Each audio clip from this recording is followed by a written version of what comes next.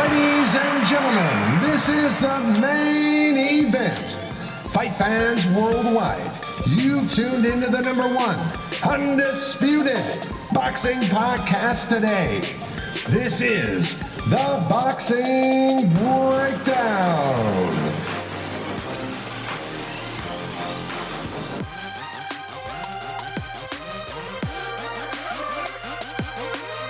Now, your heavy-handed, hard-hitting host, Mark Roxey.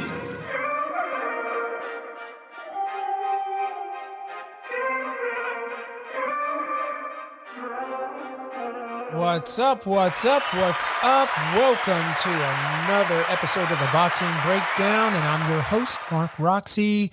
Welcome today. If it's your first time, welcome into the Boxing Breakdown. If you are a regular and if you're traveling in your car and you're listening, thanks for listening. And I'm just really excited today. I have a really wonderful episode for you. I think you will all enjoy it. I certainly enjoyed my time with professional boxer Dylan, the real deal Price, out of Sicklerville, New Jersey, and his birthplace is Philadelphia, Pennsylvania.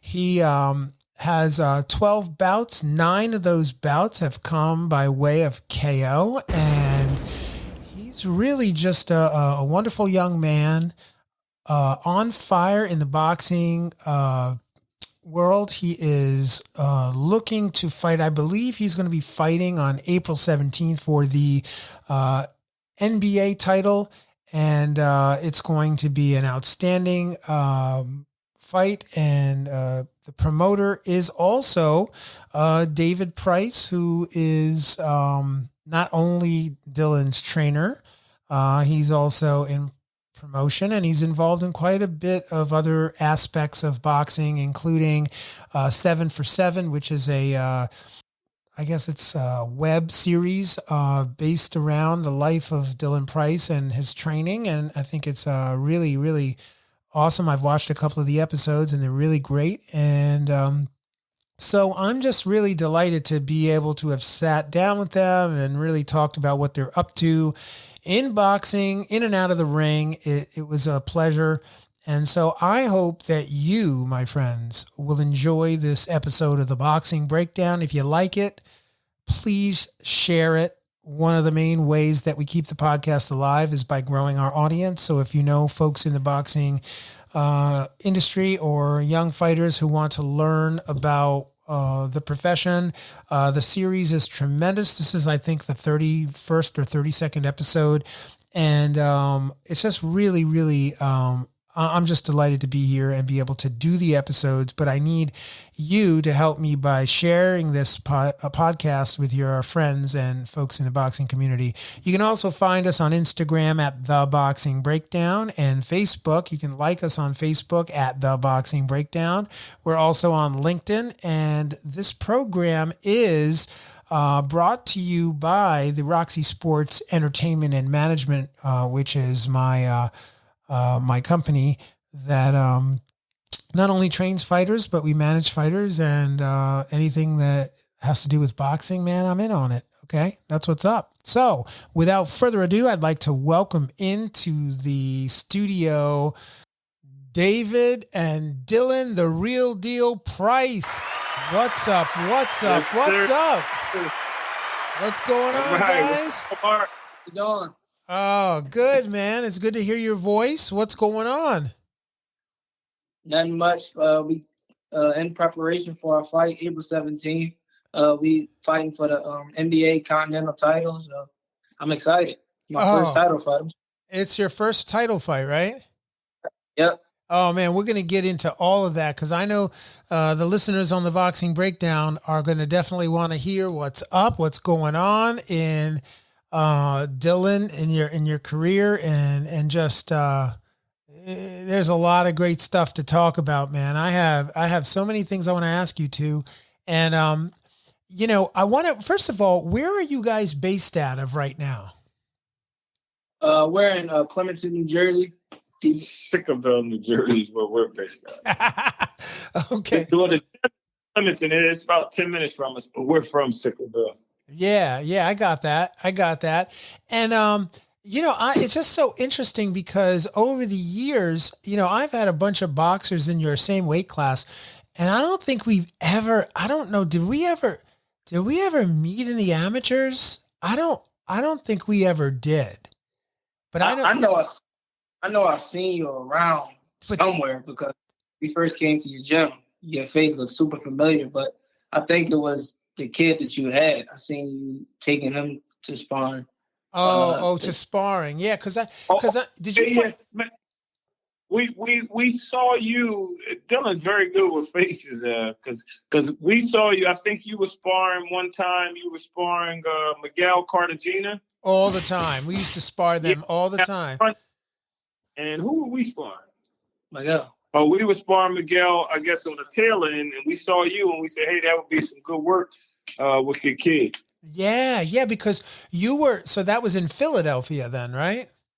Yeah. Yeah, because I mean, we fought primarily in the amateurs. The gentleman that you're talking about, we fought in the New Jersey LBC for the majority of his amateur career, or in New York. Okay. And occasionally in Philadelphia, in and around that area. But we did a lot of sparring in Philly, and so I remember your faces too. I mean, from back then. But it wasn't until the other day when we were in the gym together that I was like, oh snap, I think, and I don't have the book, but I thought maybe we might have even fought at some point in Jersey or somewhere. But nevertheless, man, I was so impressed by the sparring that I was able to be a part of. And, I just thought, wow, what an incredible boxing IQ you have, Dylan. And it's quite amazing to watch you work in the ring. And you were fighting, you were sparring against a gentleman who's also a really fantastic prospect, up and coming. And I thought you guys just, work well together, but you particularly on that particular spar were just, you were lighting it up. So, thank you. Yeah, man. And I really, I enjoyed watching it. So, how did you, Dylan, how did you and your pops, how did you guys get into fighting? Well, actually, my dad was my coach in everything I did. He put me in football, baseball, basketball, but I just didn't feel like those were for me. I mean, my dad was the head coach, and I still was third string, and he did third or second. So that tell you how good I was in those sports. But what actually got me into boxing was I was 9 years old, and I was only 55 pounds, getting ready to move up to the 120 pounder. So my dad, we got in the car, and he told me that he was pulling me out of football because I was too small, and I wasn't good anyway. And he told me we was gonna try boxing. I didn't have to love it, but he said as being a price, I had to learn how to fight. And ever since my first day in the gym, I just fell in love with it. He wasn't not good in football. He was pretty good. He was just small, but yeah, he had, just like in the boxing, he had a lot of heart, a lot of grit. He just was small. So David, like, you don't have to quantify that statement because actually, I had a son that played, I have a son, but when he was younger, he played football as well. And he was the quarterback, and it was real wonderful when he was in the peewees and then as he went up. But as soon as he got to high school, I was like, I don't know, man, this is like a whole other thing. Yeah. I see guys getting their legs snapped off and, concussed and taken out in stretchers. And, I'm like, man, like football, honestly, I believe is more dangerous than boxing because you could be 180 pounds or 200 pounds going against somebody 400 pounds. Oh, you are 100% correct with that statement. And you know what's even more dangerous, Dylan? You guys, is soccer. Like soccer, soccer is off the chain hard. I don't really watch soccer too much. What's so dangerous about that? Man, first of all, they're kicking each other's legs off, like literally kicking them off. People are getting air, right? And then landing like on their chest, like where their wind gets knocked out of them. And then they crash each other's heads together. So we talk about headbutts in boxing and, gashes and, cuts and contusions in boxing. But man, I've seen some stuff in soccer, bro, that just is really like shocking. Like you can see the skull, man. Like it's real. It's real. I never knew that. Yeah, it's real. And I guess rugby is even, I don't know anything about rugby, but soccer's not far from it.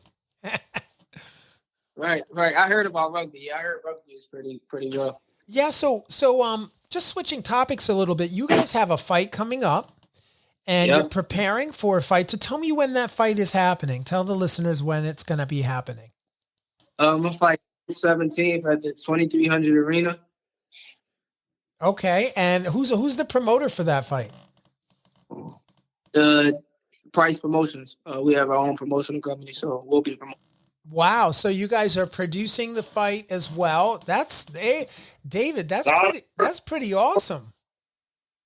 Now, not only are we training for the fight, we're also promoting the fight, and we're also doing a series, 7-on-7, which is like equivalent to the 24/7 All Access. So we have 7 episodes, 7 weeks for 7 minutes. So, I mean, it's really been a challenge these last 7-8 weeks putting everything together between the TV show, which is pretty much what it is, a web series, the boxing show, and getting him ready. So it definitely was a challenge. Wow, man. And that's what it means to be you guys. That's what it means to be up to great things.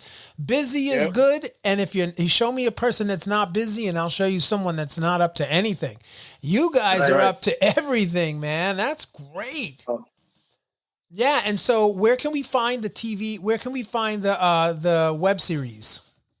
Okay, you could go on Dylan's Instagram at Dylan the Real Deal Price, or you can also go on the webpage for our price promotion, which is pboxingpromotions.com. That's P as in Paul, boxingpromotions.com. Wow. Okay. That's awesome, man. I'm going to look forward to seeing that. And I know the listeners will want to peek into that as well, because it probably gives tell us a little bit about that. Is that like, it gives us a deep look into Dylan's preparation for the fight? Oh yeah. It's definitely giving us not even just this fight in particular. It's just my life. It's talking about not just Dylan the Real Deal Price. It's touching a little bit on Dylan Price, my amateur background, and who I am today, why I am who I am today. Right. So let's talk a little bit about your amateur background. What kind of amateur career did you have? Well, I was a 7-time national champion. When I left the amateurs, I was number 1 in the nation, and I left number 3 in the world. Wow. And I fought championships. I received the bronze medal, and then I turned professional after that, and I signed with Mayweather Promotion. Right.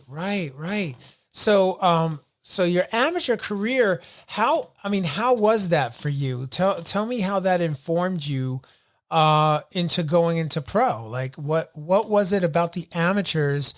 First of all, what is it that you loved about the amateurs, and then why did you make the switch? Well, I love the amateurs because the best had to fight the best. You couldn't pick and choose in the amateurs. You had to fight whoever was next. So me and my dad loved that challenge.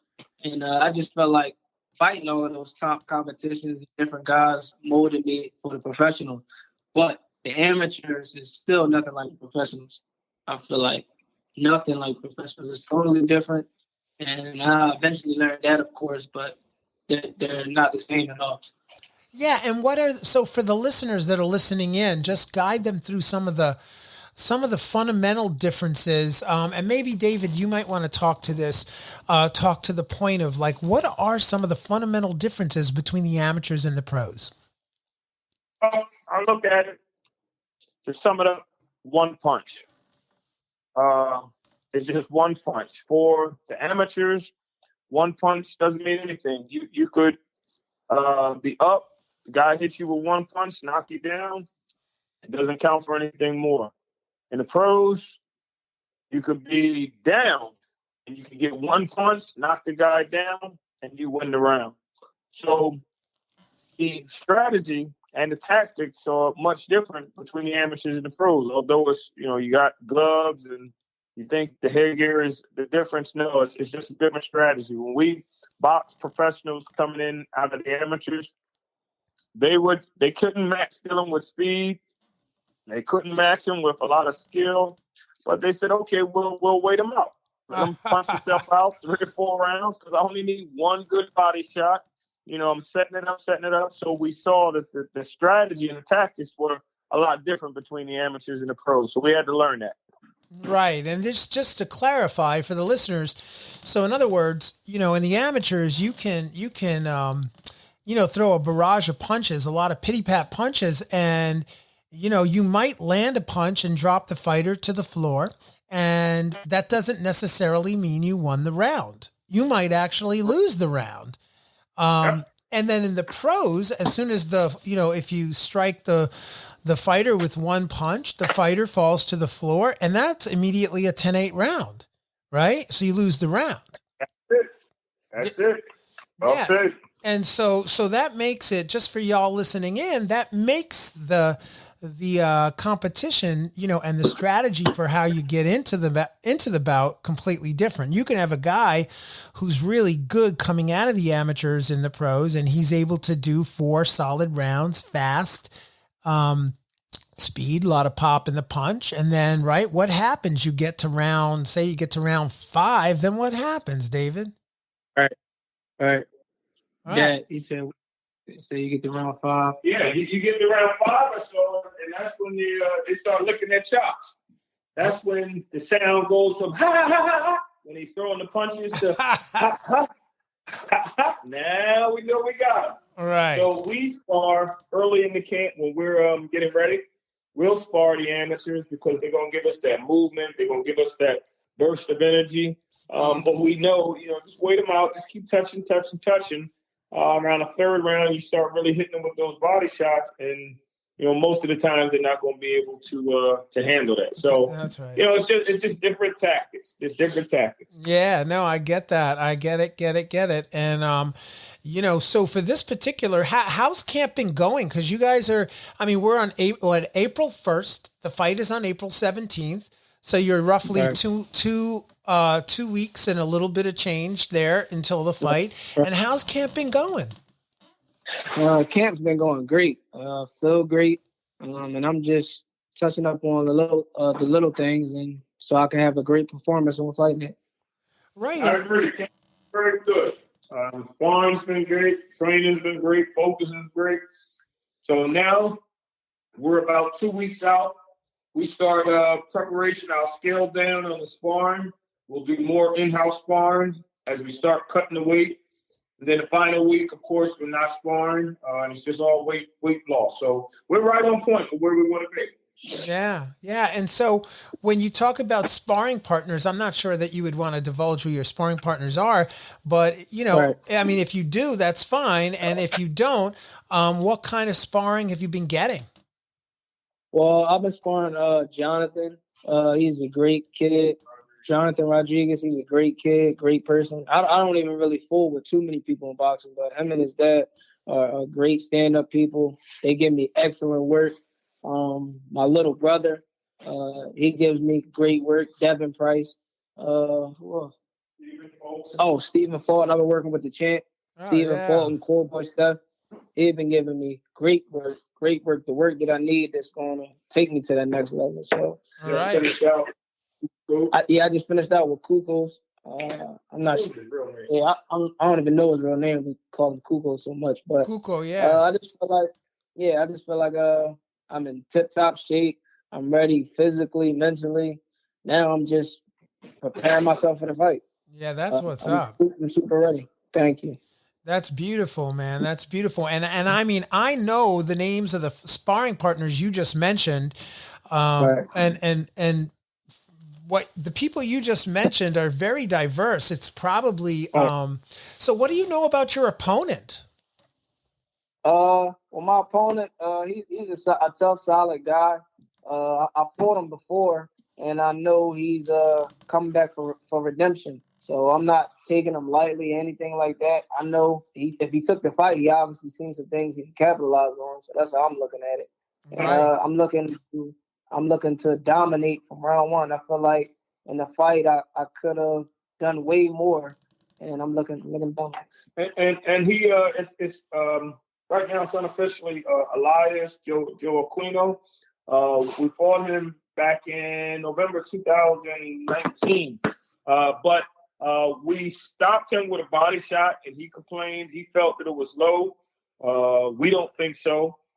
So he's been begging us for a rematch, and we said, he's a worthy opponent. He's 12-4. So we said we'll give you that rematch. If you didn't think that we beat you the right way, then we'll do it the right way. Wow. That's pretty gutsy on your part on the part of, you don't hear a lot of fighters saying that, speaking that kind of truth. And, I definitely think he's a worthy opponent with a record of 12-4 with 2 draws. You fought him back in 2019. Correct. And, so that fight, that was in Vegas, right? Yes, it was in Vegas at the Samstown Casino. Right. And so you stopped him in round 6 and, and with a body shot, as you just mentioned. And, what did you feel his overall tenacity was in the earlier rounds? What did you feel like he was there? Was he present, or just walk us through that? I felt like he was a good fighter. He was definitely there. He's not a walk in the park fight. I just felt like I could have dominated a little bit more. I could have showed a little bit more showmanship and just a little more pizzazz. I was too up and down, too basic. I was actually watching it earlier on the day. I could do much better and just show much more. Right. Well, that's so Coach, what do you think? I think he's definitely a worthy opponent. He asked for the weight to be at 118. We're really super flyweights. Yeah. He asked for the weight to be at 118, and we talked to the sanctioning body, and they said that that belt was available, so we moved it up. So I have some slight concerns there, not major, because Dylan can go either way. He's really a 115 right now, but outside of that, I don't see skill-wise where he can match Dylan's speed. Power, we'll see what it's like at 118 for him. I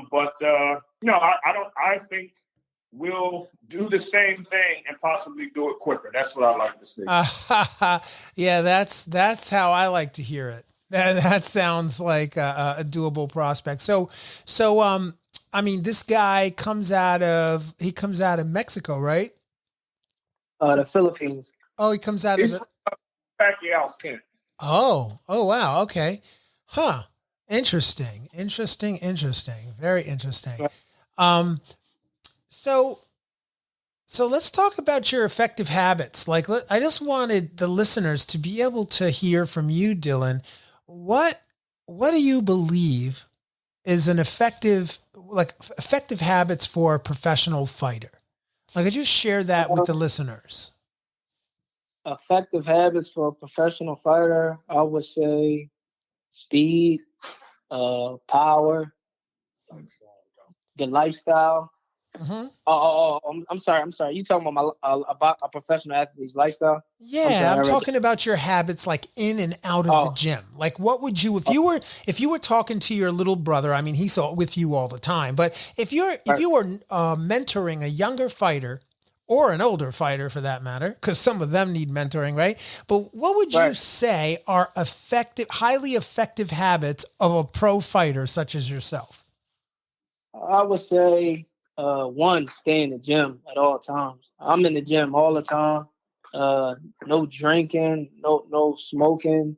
Try not to party as much. I don't party at all, but I know everybody Some people may like to party, but I would say if you want to be one of the greats, it's sacrifices that you have to make in life. And I just feel like partying, drinking, and smoking is just that's for the average. That's for the mediocre people. In my eyes, it's nothing. I don't get anything out of partying and things like that. Yeah. So I just try to stay out the way. I stay in the gym, and I love to travel, but that's about it. I'm a pretty boring guy. Right. Right. Well, no, you're not boring at all. I wouldn't agree with that one. Right. I'd rather be born and rich than super fun and just regular guy. That's it. That's it. You just spoke the truth again. That is beautiful, man. That's what I like to hear. And then, so how is it? Look, first of all, training fighters is really, really it's a difficult task. It's a complicated art form that requires you to understand physically, mentally, and spiritually what people go through and be able to connect with people in a really deep, meaningful way. David, what do you feel is most rewarding and then maybe even most difficult about training your son? Mm-hmm. Well, most rewarding is anything he does is a direct reflection on me. And I look at that as a positive. When he loses, we lose, but I don't lose. When he wins, we win, and he wins, so I win again because it's my son. So for me, I love the fact I'm very family oriented. I'm just like yourself. So I love the fact that I could actually do this, help my son with his career. So that's the good. But there's also, a negative because it doesn't really. I had to learn that coming out of the amateurs, how to turn off, when to be the dad, when to be a coach, when to be his pastor, when to be a friend, all of those things. And I still have to be his advisor and psychologist, all of the above. So it's just a balance of knowing when to do what. And sometimes I get it. Sometimes I say, I'm going to be coach even when I'm supposed to be dad because you need coach right now more than you need dad. So sometimes that causes conflict. I don't want anybody to think it's always smooth. Right. At the end of the day, he knows and I know whatever I'm doing is for him. And it took me a while, not to cut you off, but it took me a while to realize that. But I believe when I turned professional, I began to mature because I didn't look at it when my dad would yell at me and things like that in the box. And I didn't look at it as my dad yelling at me. I looked at it as my trainer yelling at me. So it made it much easier. It made training camp go much smoother. So I feel like we have as a professional. In the amateurs, it was rocky because I used to take everything personal. He had to choke me out. I choked him out a couple times, Mark. Of course. A sensible choke out every once in a while with your son is well within the bounds of being a father and being the head coach. So, but now it's just I feel like it's much easier. We have smooth training camp. As long as I see what I want, I'm not going to fuss for nothing. Right. I got the utmost respect for my dad. I love him. And I know he just wants the best for me. So I don't take any of the curse outs, the yelling. I don't take none of that personal. I get mad at myself now at this point, honestly. Yeah. So not I remember when we were finishing up one camp, he was upset, and then I was asking him what's wrong. He said, "You're not fussing at me enough. Something, like what's going on?" I told him if I'm liking what I'm seeing, I'm not just going to make up something. Right. I'm only on you if need be. I could be your cheerleader if you on point. And actually, this camp, that's how I feel. A couple little things that I'm still working on with. Don't really want to give that up, but nothing that I'm afraid of. But for the most part, I'm liking what I see in this camp. Yeah, no, definitely. And then I just think it's just amazing for the listeners here on the Boxing Breakdown to actually hear you as a father and son team talk about what it's like and what, the challenges are met, obviously head on, and the benefits are great. And nobody's going to work harder for a fighter than his or, her own kin. So when you have a father or a mother, in your corner or both in your corner doing that work, there isn't anything that is going to trump that. So I just, my hats go off to you guys to be able to navigate that with such elegance, Thank you. Mark, and when you were coming up and when I was coming up, well, first of all, my father wasn't there to do it anyway, but it was frowned upon for father and son teams to work together beyond the amateurs. Why? I don't know. Maybe it was a couple of bad ones and they set the tone for everybody. But you'll see more and more amateurs, the guys, they start out as helping their kids and then they wind up training them and carries right over into the professionals. When you look at guys like Danny Garcia and Angel doesn't have any other fighters.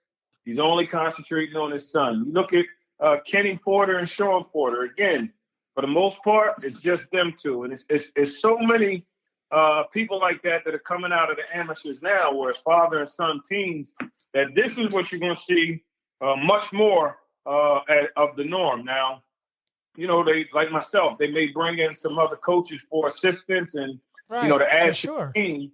But it's definitely the way. It's such a bonding experience for the families when the father and sons are doing this together.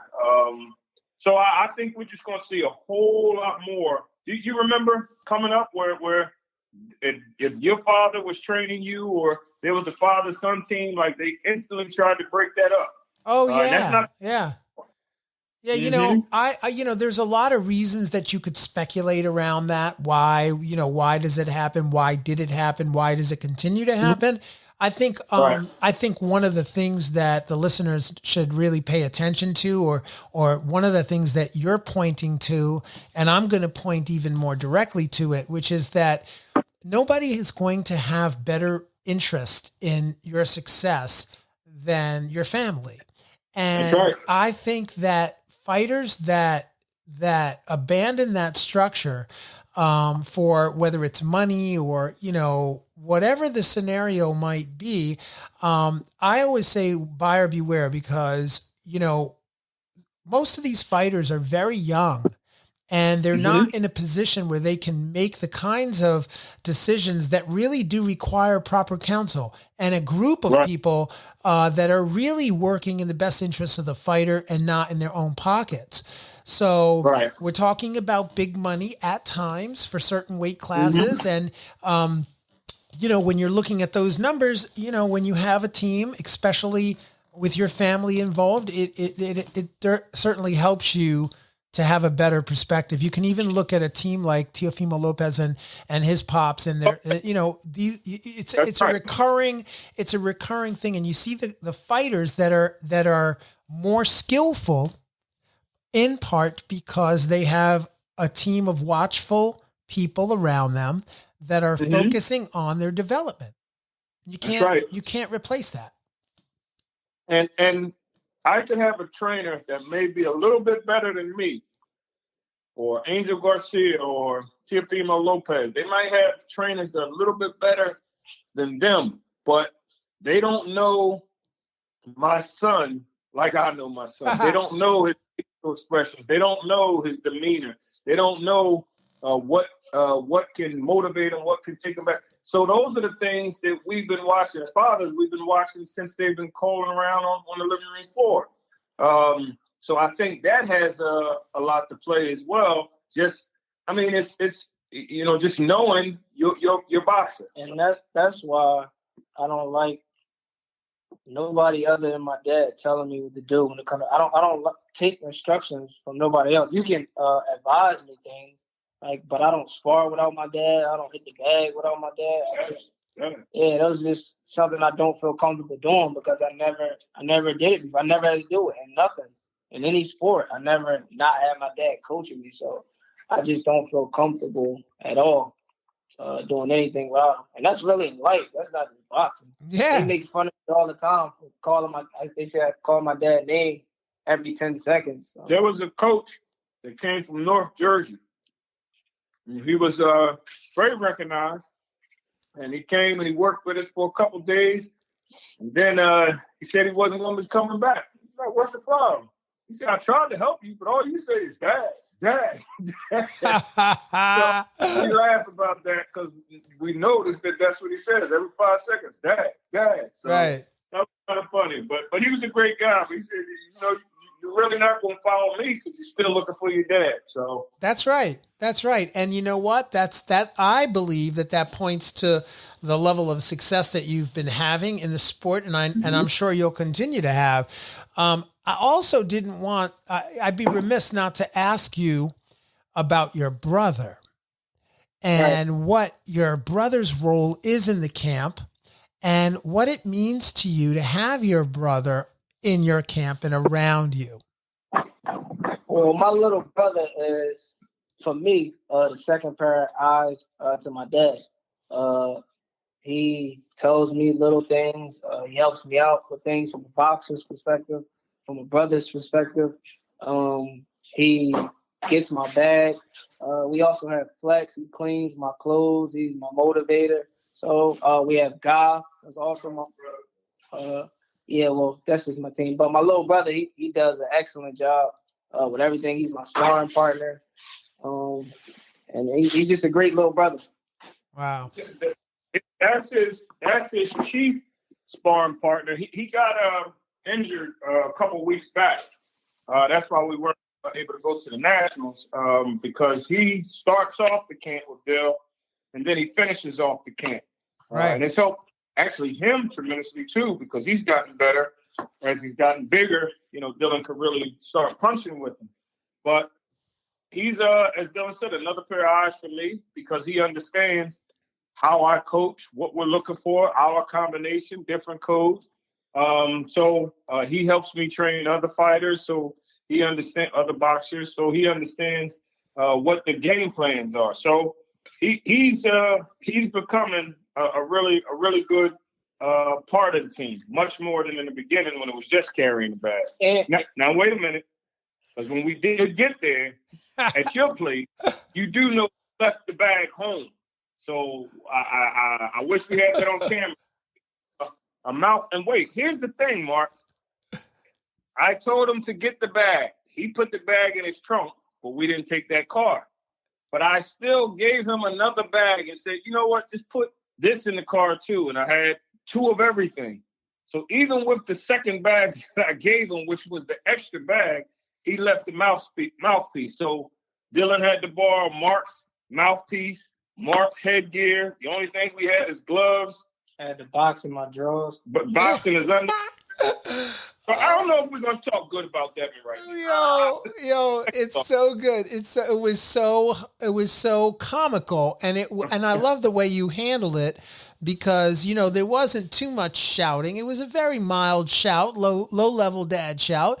But I was laughing so hard, and when I went inside the house, to boil the mouthpiece, my mouthpiece that I was giving to you.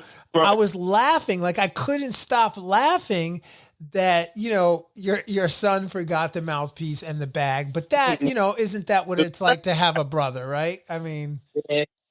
And he'll always, he doesn't sugarcoat nothing with me neither. That's another thing. Yeah, him and my dad. So I love that. Because my friends, I know they love me, but they not going to always give it to me all the way. But I know my dad, my little brother. Oh, yeah. I like it or not. Oh man, I love that, man. I just love it. And so tell me, I want to just switch topic a little bit and talk to you a little bit about your interactions. And I know that Floyd Mayweather, Sr. and the team, put eyes on you at a very young age and they followed you and you spent some time. I wonder if you could walk us through how that happened in the early days and then also what your current relationship is with the money team and Mayweather Promotions or Ellerby or the whole thing. Just walk us through that. Well, I was about, I think, 12 years old. I was fighting in Mesquite, Nevada at the Junior Golden Gloves. And Floyd Mayweather Sr. Used to come to the tournament actually for another kid, Anthony Sims Jr. And he seen me at the tournament and took a liking for me.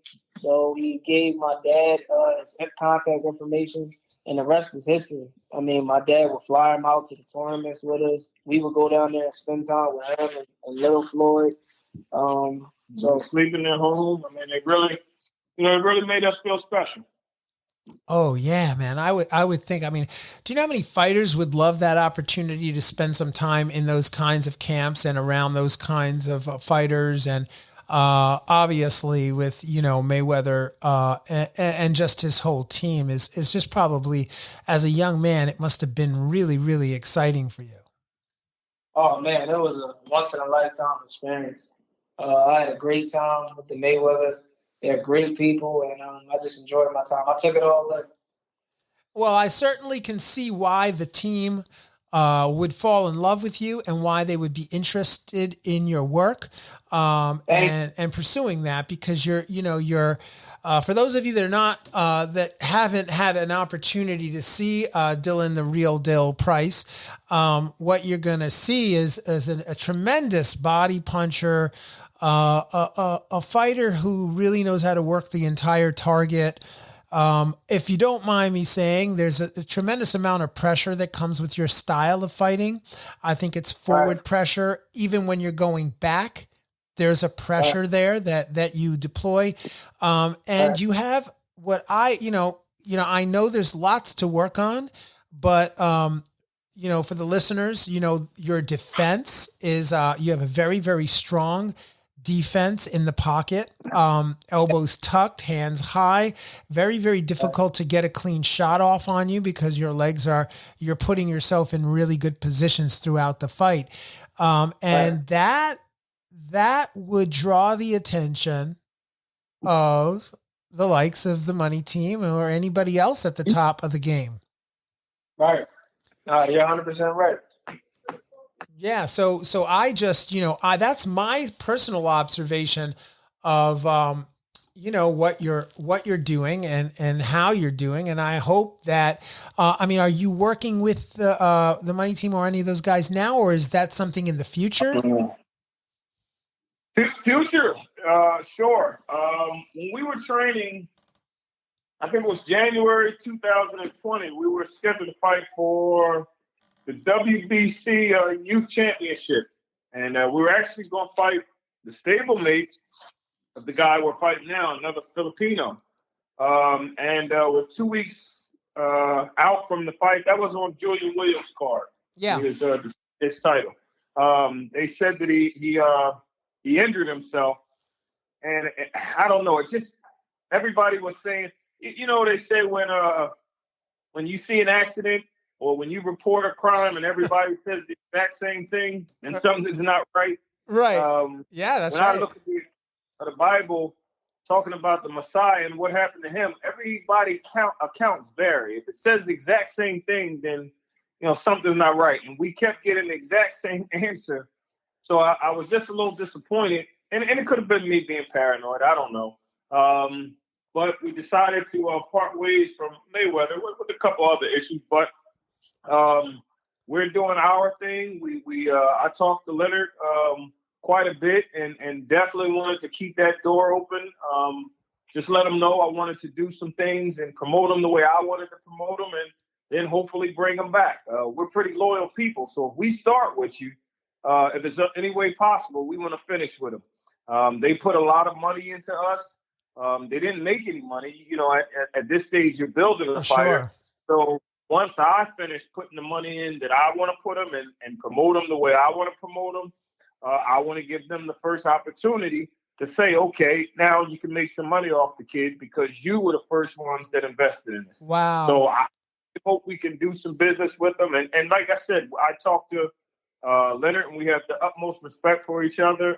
Dewan was Floyd's cousin. He worked with us. Right. This is a great group. We just needed to, just like at some point our children leave the house. That doesn't mean that they don't come back for whatever reason. Amen. But, they get a little older and they say they want to spread their wings, and that's exactly what we're doing. There's so much promotion going into this fight. We're doing podcasts with you and with others, and we have radio interviews, and we got commercials that come. This is what I wanted for my son. Right. So if I have to grab the bull by the horns, then I'll do so. And then when I get him a certain level, then we can sit down and talk to see if we can do it again with them. Right. No, absolutely. I think that that's a great strategy for you. And I'm sure, being the,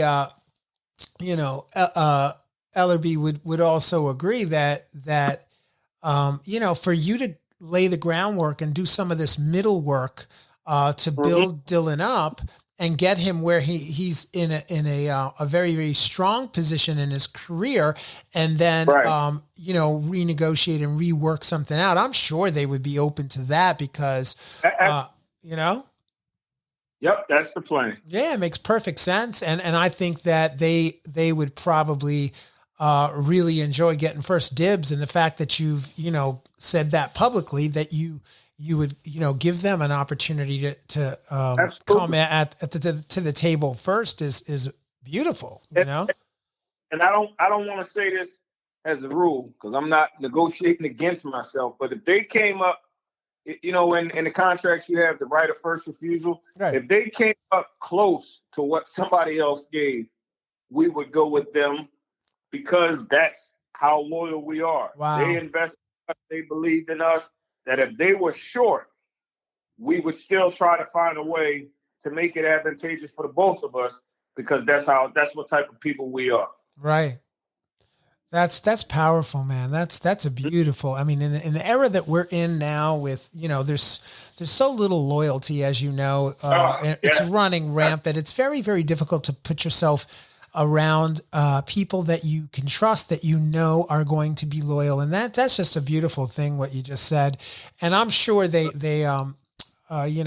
Floyd, if you're listening, that's powerful. So, I would definitely act upon that, and I'm gonna step out from being matchmaker on that one, but definitely I could see why. I saw it with my own eyes. I think that you are certainly a diamond in the rough, and there's going to be some very, very big things coming out of Dylan, Real Deal Price. And so let me ask you guys separately, okay? Separately. Okay. This is going to be a separate question. Cool. Who wins? Who is left standing out of the four kings? Okay, which meaning they're not kings yet, but that's what they're calling them, right? Ryan Garcia, right. Gervonta Davis, Teofimo Lopez, and Devin Haney. Who's left standing? Dylan. Gervonta Davis. And why do you think that he be the one left standing? I just feel like he's the overall best. I mean, they're all great fighters, but I think Tank is the best out of all those guys. Okay. Either Tank or Teofimo, but I'm gonna have to go with Tank. But I'll say Tank first and Teofimo second. Okay. Very, very interesting. I'm when the last one is standing, we are going to definitely get back together and have that conversation, right? Okay, cool. So that's great, man. And so, David, who do you think? I guess we think alike because Gervonta would be the last one standing, and in that championship, out of that Final Four, it would probably be Teofimo Lopez and Gervonta Davis. Yeah. We know all. We've known them, all of them, since they were 12, 13 years old. So we know their styles. We see their strengths, their weaknesses, their gifts, their abilities. It's just that Gervonta Davis just possesses just that little more of a special talent than the other three. Teofimo was right there. Devin, I mean, the Final Four. If you make it to the Final Four in NCAA, you're among the best. So I mean, it's not to take anything from any one of them. Oh. Devin Haynes, great brinkmanship, speed, good IQ, excellent training from his father and the others that have trained him over the years. Teofimo, again, excellent father-son team where he knows when to push and how to push, and his talent is great. Ryan, probably the less polished of all four, but his speed is unmatched, and he showed his curves and will to win in his last fight. But when it comes down to it, the pure pedigree that I've seen since 10, 11 years old, and then is even going up a notch as a professional, is Gervonta. Right. Yeah, I mean, I definitely can agree with the majority of what you said. I mean, I'm going to go on the record. I think most of the listeners know how I feel about Teofimo Lopez. Okay. I've had him on the program a bunch, and his pops on the program. And, honestly, I feel that with the momentum he currently has and with the confidence that he's operating with, I think it may make it may be the deciding factor in him being the last one standing, but time will tell, Yeah, that's fair. Yeah. Well, at least we had the top two, so it was a toss up between those two. Yeah, no, for sure. I can't wait till we can have that conversation when the last one is in fact standing. And I think it's not going to be far off, maybe 1, 2, 3 years from now. Because I mean, I don't see any of them fighting right immediately. Do you think that any of them will get together soon? No time soon. Like you said, maybe 2, 3 years down the line. Right. And so, Dylan, who are your inspirations? Who are your inspirational fighters? I'll take that back. I could see a potential fight between Gervonta and Teofimo because they're at the top of their game. And there's so much money involved. We saw it with Floyd and with Pacquiao, right? The top rank, and PBC were able to do some things. So I could see them. Ryan and Devin, they're like right with each other. So I don't think they would want to take the chance with each other before getting the big ones with the final two. Right. So the final two, we could see that in a year and a half or so because they're going to run out of opponents. And they're the last two standing, and it'd be just so much money. Right. Yeah. I mean, and really striking, I guess probably what they're going to wait for is for this pandemic to kind of completely round out and when we can get audiences back in there where they can maximize paydays and the other players around the sport, the promoters and the people that are handling the money are able to get their returns back, Right. Yeah. That's a good point. Yeah. So I can definitely see that happening maybe 6 months to a year down the line. They'll put those kinds of fights together. Right now, Teofimo Lopez is scheduled to go against George Kamboza in a match. I think that's coming up pretty soon. And that's his mandatory. Yeah. So that's going to happen. This is Gam. No. Who'd you say? George Gamposo. Oh, Gamposo. Okay. Yeah. So that should be an interesting fight. That's the one that they just what is it? Thriller, right? Thriller. Yeah, that's the one that Thriller just came in and bid for and won the bid. And so they're, these guys are really heating up in boxing. I mean, they're doing all these exhibitions with, it's quite interesting to watch. What's your take on that? On the exhibitions? The exhibitions, I felt like it was good when boxing wasn't up and running, but now that boxing is up and running, I don't know who am I to say, but I was when the sport of boxing was down. Now the sport of boxing is back up. It's like y'all can relax, man. Yeah, no, I get that. I mean, I've heard all kinds of comments. I put the question out there on my Instagram, which is, by the way, the Boxing Breakdown. Okay.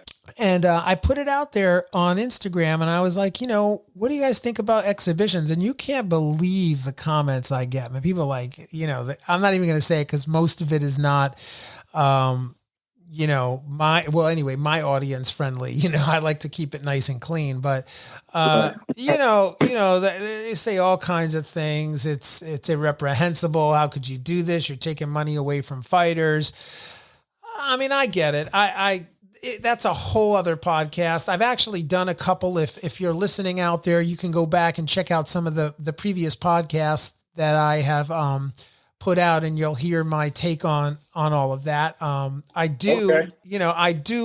I have to tell you, I'm from the BK. I'm from Bed-Stuy, Brooklyn, right on the border. Do or die, Bed-Stuy. And so I happen to have an affinity for Mike Tyson for obvious reasons. So, if he's fighting, if he's doing anything, I want to, it's must-see TV for me because I just love him so much. But, the rest of it, I can, take it or leave it, to be quite honest. Right. Yeah, but so what's next? What's next for Dylan Price? Well, we want to get through once. I don't know Saturday if this opponent is 100% locked in. He signed the contract, but he just has to get his COVID clearance, and we'll know that Saturday morning. Once we do that, we're going to take care. Muhammad Ali had the Thriller in Manila. We have the Thriller from Manila. So he's coming from the Philippines, and he's coming for that title. So we're going to have an exciting night of boxing. And by the way, you can get the tickets by either calling 856-842-7577 or pboxingpromotions.com. You can get those tickets. Still plenty available. But that'll be the next thing. That's April the 17th. And then we have already secured the spot for July the 17th. And we've been trying to fight his stablemate. That's the one that got injured when we were going to fight him in January of 2020. So if everything goes as planned, we'll be fighting another one of Manny Pacquiao's stablemates, a very tough kid, Geronis Boris, I believe his name is. Oh yeah. So he's a very tough super flyweight, and we were looking for that step up, but he got injured. But we'll be looking at coming in him on July 17th. But we take care of the Thriller from Manila on April 17th, and then we'll worry about the Thriller from Manila 2. That's right. Okay, that sounds fair enough. And I would like to know, David or Dylan, are there any sponsors or important people you'd like to give a shout out to? Absolutely. We have our sponsors. One is Curve Fitness. They're on 6th and South Street in Philadelphia, PA. They have the best fitness gear, different tights, workouts, etc.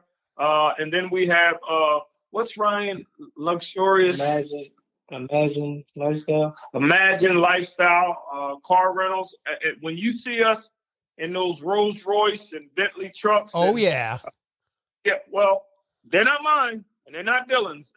We get those from our guy Ryan over at Imagine Lifestyles car rentals. They're out of New Jersey. Great guy, great company.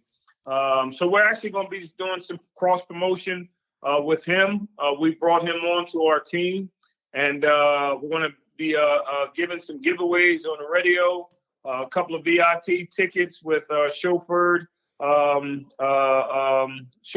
event to the arena. So we're going to have fun with our sponsors. We're going to have fun. It's going to be actually a double header. It's 2 cards on the same night because of COVID. We tried to get as creative as possible to get everybody in. We'll have the first card, our matinee, at 4:30, from 4:30 to approximately 6:37. And then we have the Twilight, where Dylan will be the main event of that. And that starts at 8 p.m., all at the 2300 Arena in Philadelphia, PA. Again, get your tickets. We got them. If you want to see the Thriller from Manila featuring Dylan, the Real Deal Price, fighting for the National Boxing Association bantamweight title, come check us out. We're going to have fun. Oh, yeah, that's right. And I'll be there. And if you're not there, you're square, because that's where you want to be. If you're a boxing lover, if you're interested and you want to have a great night, that's where you want to be, man. And what about, where do we find you, David? How do we find you? We find you. Find Dylan and you'll find me. Find Dylan. Find me. Yeah. No, you can find me. I'm on Instagram at DBoysNation. That's the best way. And then we also have Twitter. My Twitter is at Pastor Dave Price. At Pastor Dave. Yeah. Beautiful. Beautiful. And Dylan, what is your Instagram? How can we get a hold of you if we want to go and peek what you're up to and just kind of follow you? You can follow me on Instagram at Dylan the Real Deal Price. I want everybody to stay tuned. April 17th is going to be a night to remember. I'm fighting for my first title, and I'm going to perform. Yeah, and one more time, how do we get those tickets? Get those tickets. You can call 856-842-7577, or you can get them online at pboxingpromotions.com. P is in price. Boxingpromotions.com. We have, we still have, I believe a couple of $50, but it go from 50 up to $250 for the VIP. The VIP comes with food and alcohol, so it's going to be a great time. Right? We're going to have Mikey Mess from our local Power 99 radio station. He's going to be in attendance. We have some Philadelphia Eagles that are signed on, so they're going to be. Man, we're going to have a party. Wow. First things first, we're going to take care of that business in the ring, and then we'll have us a great celebration outside the ring. For sure. I know you will. And hey, listen, it's been a distinct pleasure to talk to both of you and have you on the Boxing Breakdown. And I want to wish you Godspeed, and just, I know that, God will be looking over you and your opponent on April 17th. And I just pray that you are successful in this bout and everything that comes after it. And I'm sure I'll see you in the gym. And with that, I just like to say thank you. One last thing, Mark. Yeah. We're in our 5th episode that drops every Friday at 11 a.m. And you can view that, as we said, at Dylan the Real Deal, DYL Price, Instagram, or you can go to Price or pboxingpromotions.com to view it. But we want you guys to follow this. It's definitely an in-depth look at Dylan, his training camp, some of his woes, some of his worries, some of the things that help propel him to who he is. So we're going into our 5th episode, and as I said, it drops every Friday at 11 a.m. So we hope that everybody get a chance to check that out as well. That's right. And thank you for having us, Mr. Mark. Oh, you guys, man, it's been a pleasure, man. I definitely will be checking it out. And I'm going to, when I create the narrative for this episode of the Boxing Breakdown, I'll make sure I have all those links in there. So if you're listening to the program, if you go to the bottom of the description, you'll be able to see all those links. I'll put a link for how you get tickets, and I'll make sure I get all of that straight in post-production. And with that, man, God bless you guys. I hope you have a great night. And I'll see you guys on the other side. See you on the other side. All right. Thanks again, Mr. Mark. Okay. Peace. All right. Take care. Love. And I'm out. Fight fans, join host Mark Roxey and special guests as they break down all aspects of the boxing world, including news, business, management, training, promotions, fan reactions, upcoming events, matchups, future boxing stars, title fights, state of the boxing world, and all the stuff you don't see when you watch boxing. This podcast is released each week on Thursday at 8 p.m. Eastern Standard Time. Live streamed on YouTube, Instagram, and Facebook Live. It's the Boxing Breakdown, hosted by Mark Roxey.